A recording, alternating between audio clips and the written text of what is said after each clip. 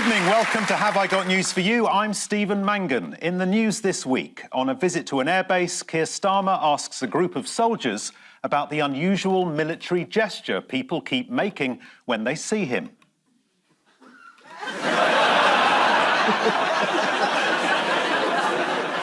At a wedding reception in Amsterdam, it looks like they may not be hearing a speech from the best man.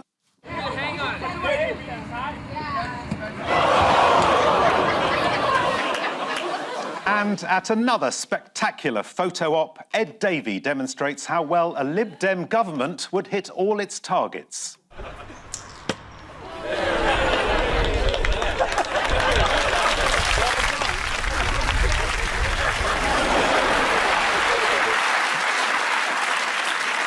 On Ian's team tonight, a comedian who is also part of a Jane Austen-themed improv group.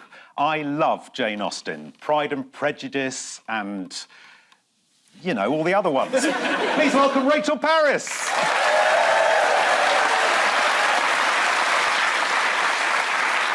On Paul's team tonight, the leader of the Liberal Democrat Party, who is really looking forward to this evening's contest, as whatever happens, for once, he won't come third. Please welcome Ed Davey, MP. We begin with the bigger news stories of the week. Paul and Ed, here's yours. OK, Keir Starmer refusing to wear a chef's hat. He's doling out something there. That's how much economic growth you're going to get next year. Something for your CV. Yeah. Yes. And making a... There's a mug. And the Prime Minister. Is this about the civil service, the government and the civil service? Is that in there somewhere? Yeah, that is exactly what it's about. Yeah. What are they doing to the civil service? Well, they're finding that the civil service isn't as cooperative as they might hope for. What would be your opinion on this, Sir Ed Davey? Well, I'm glad you said that, because I think the other thing is... No, go on.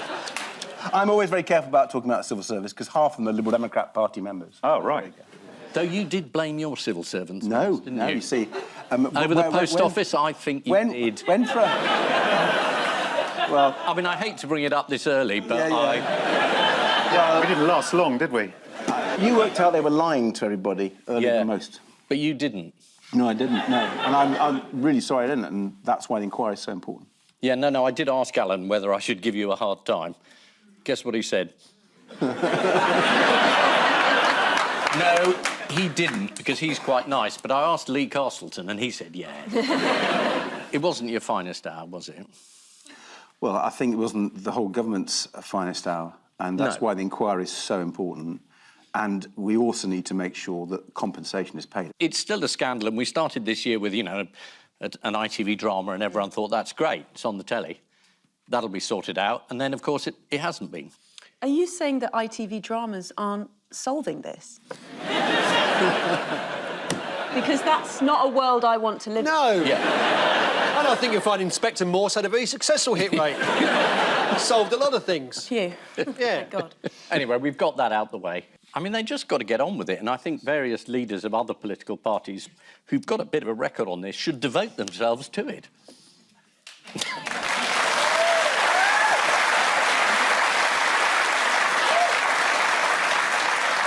So, is that the answer to the first question? Now, this is Keir Starmer, isn't it? Keir Starmer, yeah, Yeah. and the civil service. And the yeah. civil service. Well, in a speech this week, Starmer said too many people in Whitehall are comfortable in the tepid bath of managed decline. Oh, and now I've got pictures in my mind that I don't want to have. What have some people been saying Keir Starmer sounds like? Oh, Trump. Trump. Trump is the right answer, yeah. No. Yes. In what way? Well, civil Well, he ser- said they were a bunch of pussies and he was going to grab them.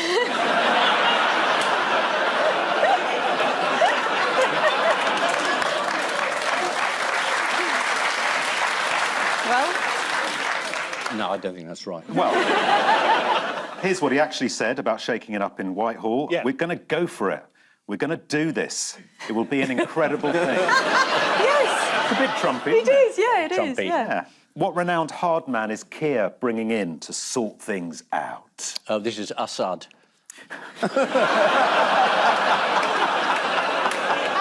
He is looking for a job, isn't Yeah. He hasn't gone, it's just a sideways move. Movie, yeah. he? It's actually Roy Keane. Not really, no. It's a Labour MP and the man the Times describe as Keir's enforcer. It's big, bad Pat McFadden. Ooh. Here he is. I mean, he's less bulldog, he's more like a nervous greyhound, isn't he? Sticking with Labour enforcers, what is Rachel Reeves threatening to do? She wants people. She wants efficiency. Cuts. Not cuts. Cuts. No, efficiency savings. Please. Efficiency savings. She's vowed to take an iron fist against waste. How's she going to do all that? Like all chancellors, you say we're going to cut government inefficiency. All of them do it when they come into power. And then they find that there isn't that much inefficiency. And so they have to make real cuts, which means services and what people voted them in for. She's already punched up the pensioners. Yep. And then the farmers. Yep. So watch out. Right. She's coming after the actors next. Yeah, exactly. Apparently she's going to spend more money on external experts. Yeah, these are consultants. The Labour Party said, we're not just going to get consultants in like the Tories to take all the decisions. And then they thought, yeah, let's get them in. You wouldn't do that, would you? No, definitely not. No, you wouldn't get any consultants in. No, get rid of them. Right.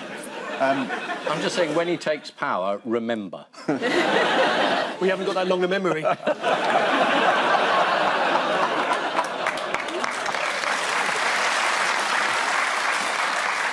What's Baroness Bottomley of Nettlestone had to say this week? Is that Virginia Bottomley? Yeah, she wants people in Parliament to work from home less so that young people can teach grumpy older workers how to use social media properly. Ed, you're an older man who uses TikTok a lot. And having seen some of your TikToks, I think you could definitely do with some help in that department. I don't understand. They just tell me to do it. I mean, that's pretty apparent when you watch it, Ed. Well, let's have a look at some of your work.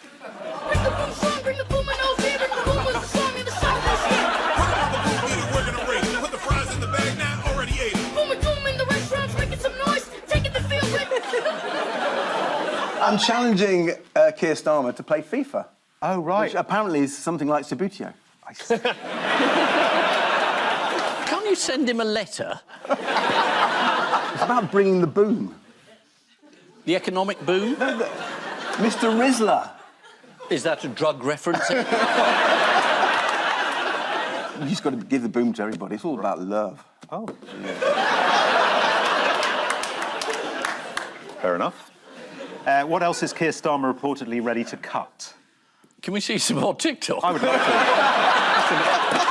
If it was up to me, the whole show would be TikTok. His ties to Rachel Reeves. What? Well, yeah. She's the Chancellor. Well, she is. But according to John Rentoul in The Independent, Starmer now thinks the decision to cut winter fuel payments was a mistake. God, he learns quick. Yeah, like a lot of pensioners, he's got cold feet.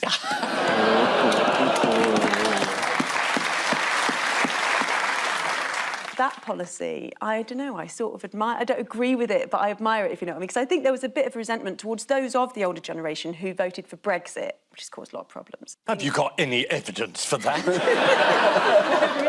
I sort of admire, they've gone, well, you caused that for us, and they've held on to that for so long, and they've gone, well, then now you can't be warm. I don't agree with it, but I admire their long game. So revenge is a dish literally best served cold.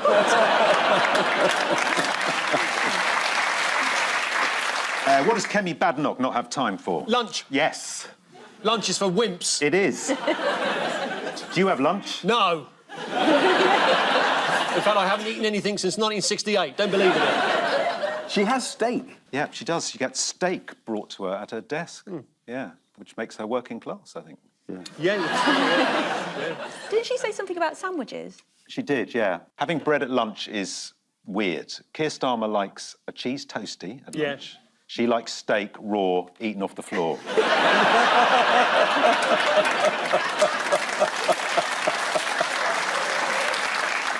It was a big week for Lee Anderson on X. I'm going to show you a response he gave to someone this week. I want you to tell me what he was responding to. Right. His answer was, try the Battle of the Somme. It's been a bit muddy this week.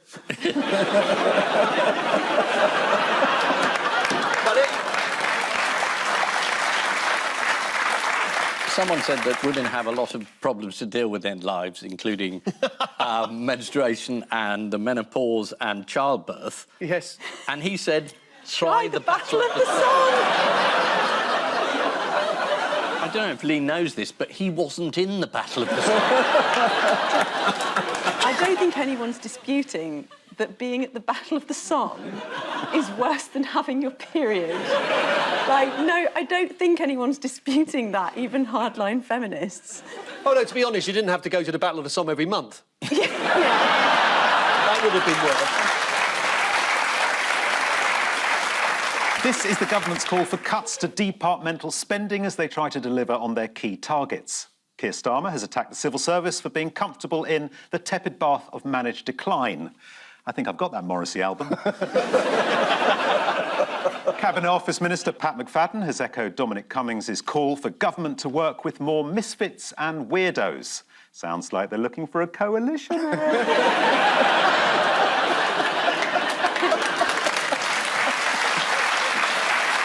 Ian and Rachel, here's yours. Oh, good. We get the comedy question. Syria. They look relaxed, don't they? Yeah, happy. Lammy doing his homework. Syria, Middle East. That's going to take ages, isn't it? He shouldn't have started on the building behind him. He's wasted time there. This was possibly good news.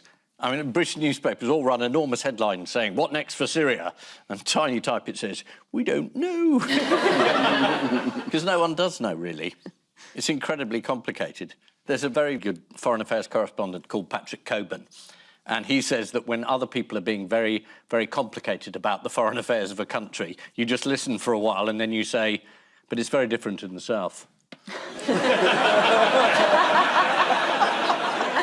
Everyone is suddenly an expert in this amazing group, the UHT, who've taken over.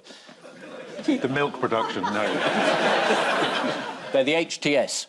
Yes, the victorious HTS group are now in control of Syria, although according to the Financial Times, their leader, Abu Mohammed al-Jalani, has a massive bounty on his head. Surely in the heat that would melt. It's unfair, because he's a nice moderate now. Jalani? Yeah. A few weeks ago, he was radical Islamist lunatic, but now he's a Lib Dem, more or less. Our friend, yeah. He hasn't joined us yet.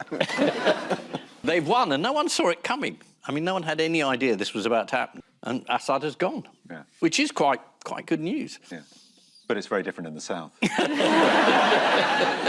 Where has Assad gone? Who's looking after him? Putin. Yeah. Say what you will about Putin. He'll do anything for his friends. Yeah. Where will Assad and his family live? Lowestoft. They're going to live in the 20 or so apartments and houses that they already own in and around Moscow. Oh. The area he'll be living in is full of deposed dictators and their families. Slobodan Milosevic's family live there, the deposed president of Kyrgyzstan, Askar Akiev, Aslan Abashidze of Georgia, and the former Ukrainian president, Viktor Yanukovych.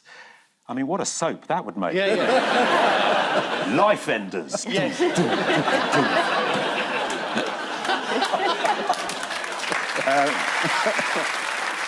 While we're on the subject of dictators, Yes. what did Kim Jong-un say about the South Korean crisis? It's a lot different in the south.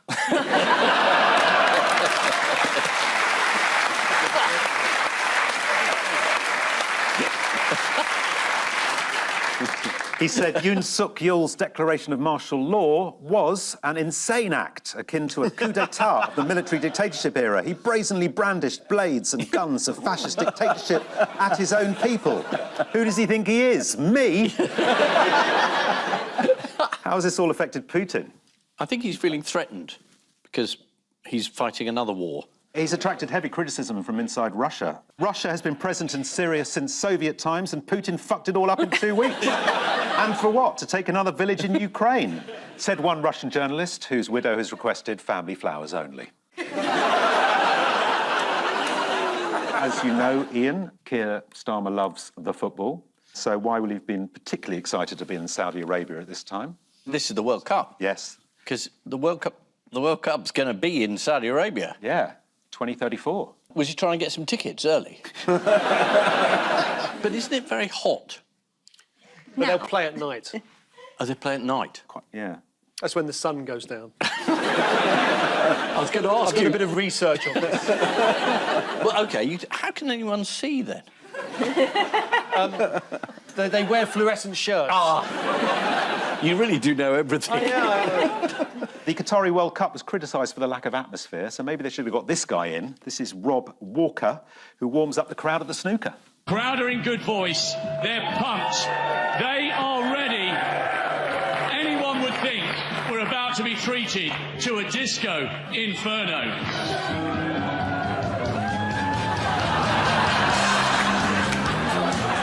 You cannot predict anything at the shootout. That's why it's so good to watch. In fact, it makes you feel like you're born to be alive.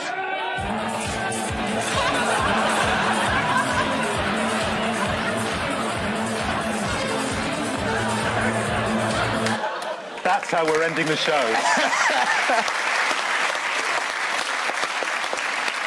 He's an excellent dancer. Snooker's a lot more fun than I'd imagine. Yeah. I like the fact that the women are the only gender maintaining their dignity.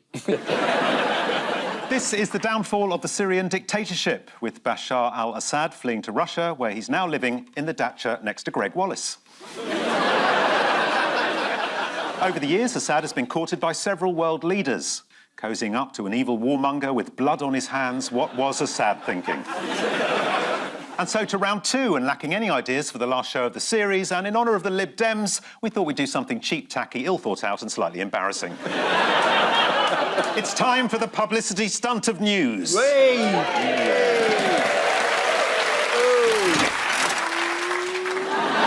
Fingers on buzzers, teams. Ian.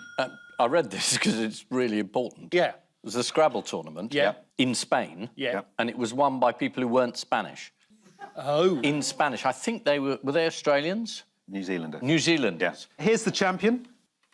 He's called Nigel Richards. And he doesn't speak a word of Spanish. How did he do this, then? I don't know, he maybe repeatedly used the word "que?" According to The Independent, Nigel spent a year memorising the Spanish Scrabble word list. However, he didn't actually pick up any conversational Spanish, so was unable to talk to his competitors. So at least they had something to be grateful for. In other linguistic news, what's wrong with a book written by Taylor Swift? You can open the pages. A book released to celebrate her Eras tour has been dubbed the Eras Book. And after fans found it was full of typos and even had some of the pages printed upside down. It hasn't been released here yet, but it's been flogged on eBay for more than £200. Oh, yeah, I got a gasp. It's still less to see her in concert, though, isn't it, Ed? If one did have to pay for tickets, that is. Did you get free tickets? I did. Yeah. Was it good? It was fantastic. Did you get free tickets from her or from a third party? I got from the Football Association. Really? Do you think they're trying to influence you on the regulator or anything? I'm just throwing this out. Yeah. Well, I fully declare that, as you know. Yeah. It's no good just declaring it. Not doing it's good.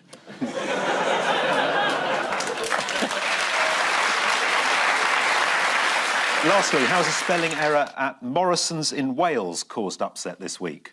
They like their double L's, don't they, in the Welsh language, and double D's in the Welsh language. So I don't know. Their Aberystwyth store was battered by high winds recently, which knocked some of the letters off the Morrison's sign. Here it is. It's a shame, isn't it? Fingers on buzzers, teams.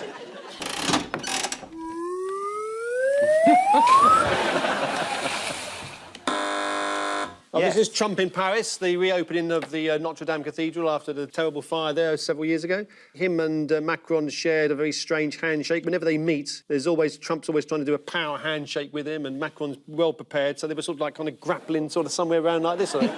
Very strange. This is how it went.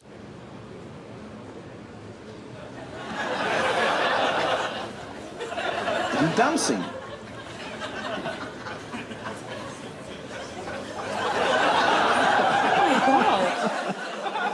Trying to keep him away from his wife. They did have another go at it later. Here's how that went.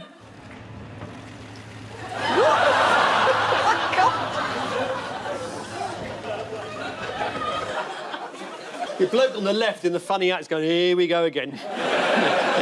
He was very complimentary, Trump, to Macron about the restoration of Notre Dame. He told him, you have no idea how good a job you did on that chapel. That's very hard to do. All right, the master builder. Yeah. Also, Macron's the president, Donald. He's not a bricklayer. At the time of the fire, though, Trump made some comments on Twitter. What did he say? Burn, baby, burn. No, he actually tweeted some very helpful advice. Oh, did he? Ian. Sorry. Yeah. He said, perhaps flying water tankers could be used to put it out. Must act quickly.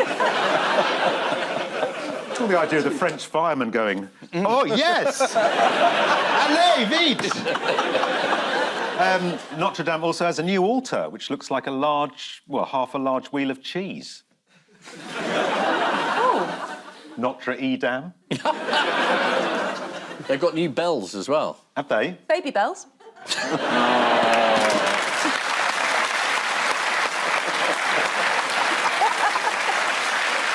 This is the reopening of Notre Dame after the fire 5 years ago. According to The Telegraph, during the ceremony in Notre Dame, President-elect Trump met Prince William and shared some fond memories about the late Queen, to which William replied, that's very kind, but in Britain we don't call them hooters.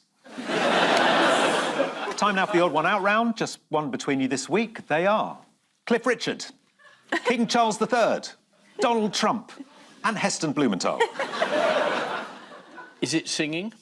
It's to do with Christmas. Could we have a clue that includes the answer? The answer is they have all released something unusual for Christmas, apart from Cliff Richard, who's revealed an unusual Christmas recipe. What does Cliff Richard produce at Christmas that upsets people? Do you have any idea? A calendar. No. Oh, gosh, no. Do you know what it is? It's gravy. Gravy? Gravy, yeah. It's gravy. What does Cliff Richard put in his gravy at Christmas? Like meat juice? Yeah, meat juice. No. Meat juice, meat juice. He hasn't... Stop shouting meat juice at Well, me. that's a better term than for gravy, isn't it? Right, according to The Telegraph, Cliff mixes 8 stock cubes of different flavours, chicken, lamb, beef and vegetable, with an undisclosed amount of teriyaki sauce, sweet soy sauce and Worcestershire sauce to create a gravy that he describes as custard thick. And if you want to recreate Cliff's gravy at Christmas, why?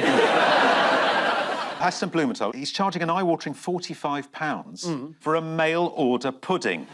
What is special about Heston's pudding? It's made out of something bizarre, like bleach and organic trousers. Yes. Well, inside Heston's pudding... Snails. Sixpence. A concealed mandarin. Well, like a Chinese emperor. Or the cabinet secretary. What does King Charles release for Christmas? Biscuits. No. Gold mince pies. No. Well, Non-fungible tokens. there might be a... he's selling boxes of Royal Christmas crackers. Oh. For 65 quid for a box of 6.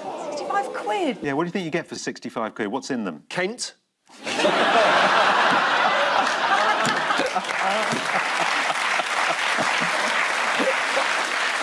And finally, Donald Trump. Free of fragrance, isn't A it? fragrance. Yeah. He's released a fragrance at $199 a bottle. Do you know what it's called? Is it the smell of corruption? Is it called Gullible? For men.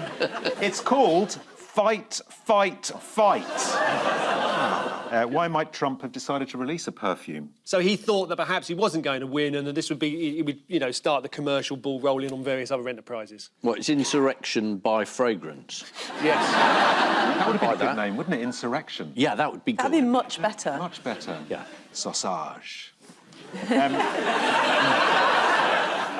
Did you say sausage in a French accent? Yeah. What about it? Yeah, it's good. Meat juice. That's not going to sell any. That's the tagline, isn't it? Oh, I bet that's what it smells of. Well, God, I bet apparently... I bet it smells of meat juice and gun smoke and possums. Many people close to Trump claim that he stinks. Various reports suggest that Trump is a nasal nightmare with the aroma of armpits, soiled diapers, makeup, ketchup and hot dog burps. Which are also more ingredients for Cliff's gravy.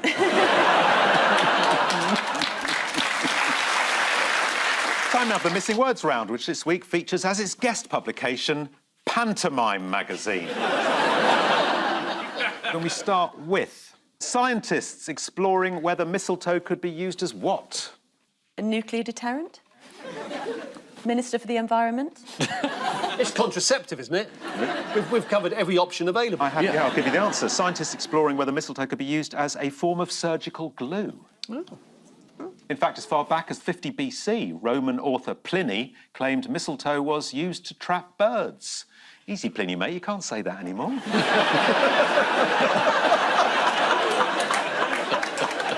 Next, China shocks world by making frog what? Sexually attractive to humans. Is it into gravy? China shocks world by making frog popular new pizza topping. But don't worry, once it's been put on the pizza and popped in the oven, you wouldn't know it was frog. Look at the thighs. He didn't miss leg day, did he? Never mind, look at the thighs. Look at his eyeballs. Finally, if you're a pantomime actor but have aspirations of playing Hamlet, what? Stop it. If you're a pantomime actor but have aspirations of playing Hamlet, try playing Mother Goose. Ed, you made a guest appearance in an Amdram version of Snow White. Didn't you? Here you are. We've got a picture of you. Oh, you're joking. Yeah, you're on the far right, for a change. How did you get that? Oh, I don't know. If any of the major parties want to know where Ed is polling, he's behind you.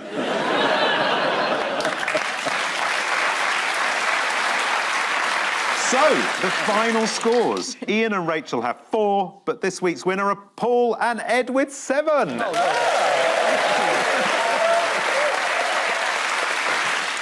And before we go, there's just time for the caption competition. This is the second disc I've slipped this week.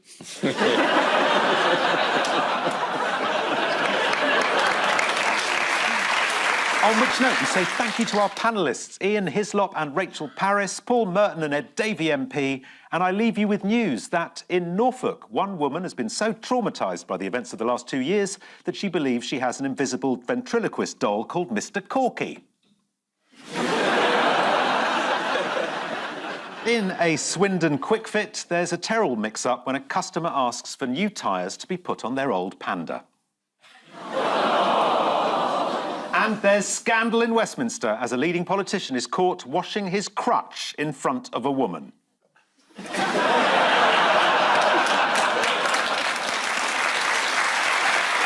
night.